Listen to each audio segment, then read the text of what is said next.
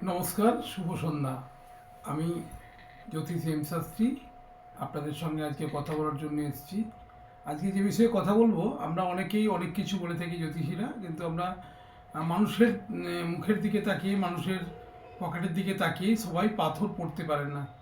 যারা পাথর পড়তে পারেন, অনেকে আমাকে ফোন করে বলেন, স্যার পাথর পড়তে পারছি না, অনেক দাম, অনেক সমস্যা। তাদের মুখের দিকে তাকিয়েই আমি আজকে বলেছি কালার থেরাপি। যদি কালার থেরাপি আপনারা করতে পারেন, সোম থেকে রবি কালার, সেই কালারের পোশাক আশাক পরতে পারেন, তাহলে কিন্তু আপনারা অনেক কিছু থেকে মুক্তি পেতে পারেন। যদি সোমবার সোমবার যদি আমরা সাদা রঙের পোশাক পরি, তাহলে দিনটি খুব ভালো যাবে, খুব ভালো কাটবে।